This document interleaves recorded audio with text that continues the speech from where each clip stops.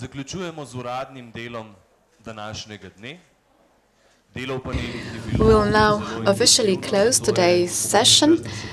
Our panel work was very intense, so I hear, and it might be a good idea to exchange information. Zdenka Kovač, Master of Science, is here with me. We both followed two panels, and now we will attempt to draw conclusions and summarize main findings. Indeed, at the end, you are also invited to provide us with suggestions and perhaps to contribute to more in-depth conclusions. Although it would only be appropriate to draw conclusions once we take stock, because today we heard a lot of new interesting things. And even me, who is an expert in social entrepreneurship, both in theoretical and practical terms, I also heard a lot of new things. And I believe that this is the case for you as well. The fact that you are here so long, I believe, only goes to show that you are very pleased with the information which was expressed and the views which were presented. Now, I will very briefly make an attempt to summarize key findings at the panel, which examined cooperatives as the driving engines behind social development and new jobs creation. I have to say that I really learned a lot from this panel. On the one hand, we were able to learn about two different approaches. One, development of cooperatives, and another, focusing on foundations. But their commonality is to create social good benefiting the society. And one thing which all four panels or four presentations focusing on cooperatives have in common is to state that this is in fact multinational, because we have 120 cooperatives, thousands of employees in all 5 continents. These cooperatives are in fact an enabling environment. We talk about the Indaco cooperative in Italy. This was set up in Italy.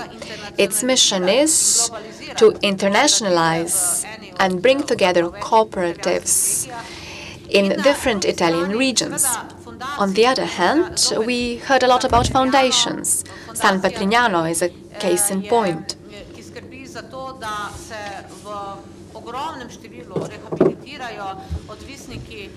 They are involved in the rehabilitation of former drug addicts, and they are the most important innovation vehicles in Italy. Then a very bold initiative of females in Bosnia and Herzegovina.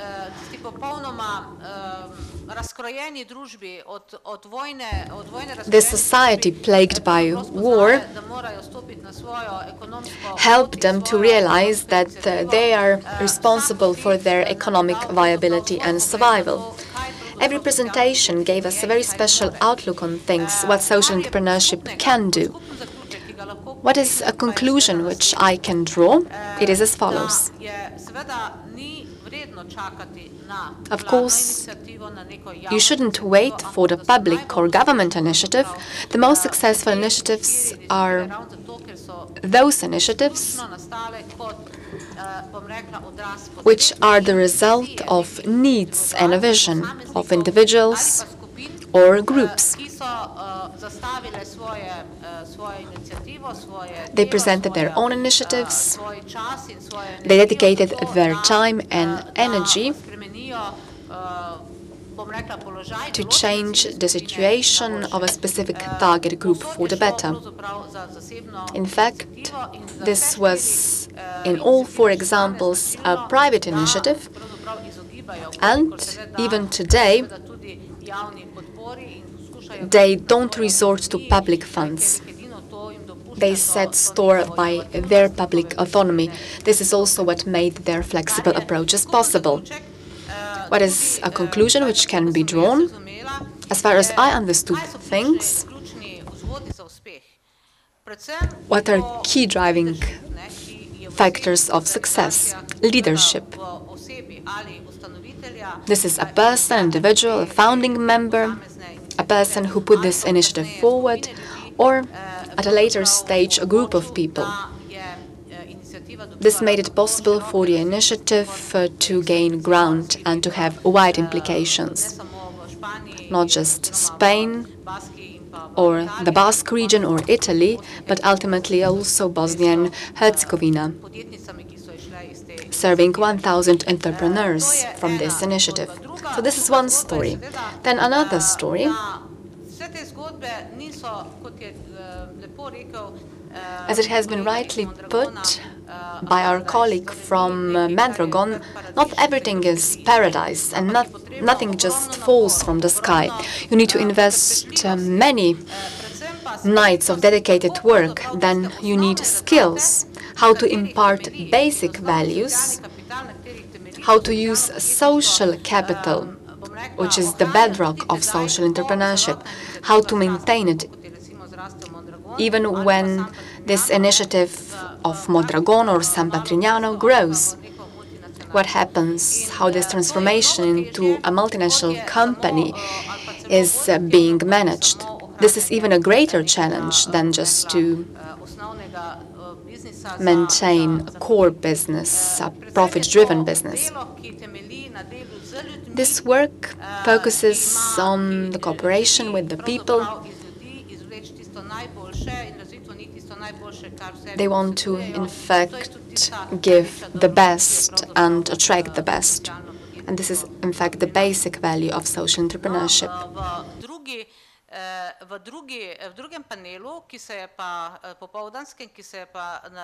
Panel 2.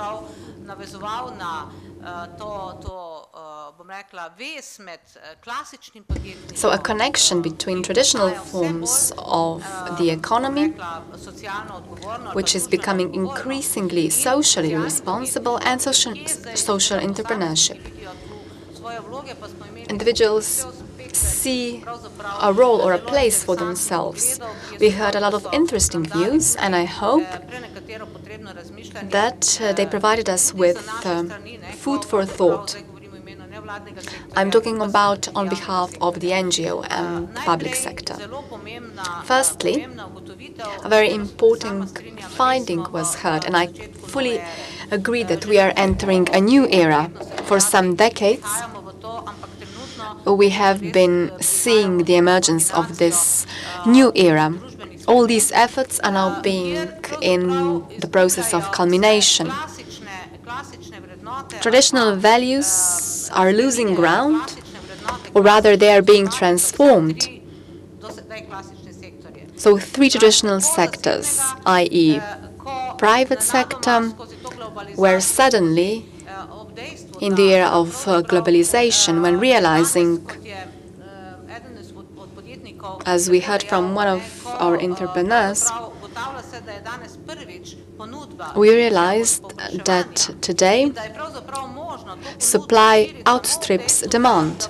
You can only be successful if you opt for a different model. So you need to equip these people with skills so that they become socially and financially viable. They become customers. And this is the only way on how we can expand traditional entrepreneurship models. Therefore, social responsibility of companies is gaining ground. In addition, we are seeing a wide gap globally. And this also impacts social responsibility of people. An entrepreneurial paradigm realized that without addressing social problems, traditional entrepreneurship cannot grow and expand. Another story, which is of relevance to us, how can social entrepreneurs contribute to making this world a better place? Many paths have been developed, traditional philanthropy.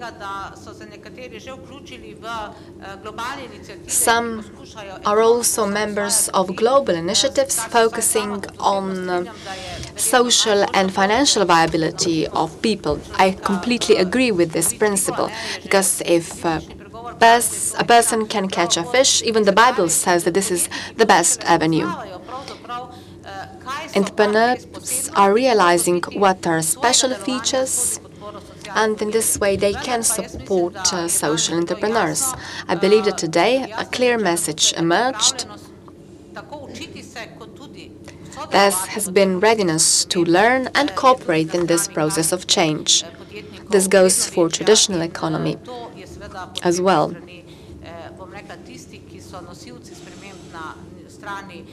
Those who can affect change from the government and non-government sector has to be tapped into. We heard on many occasions at the both panels I witnessed is the issue of competences.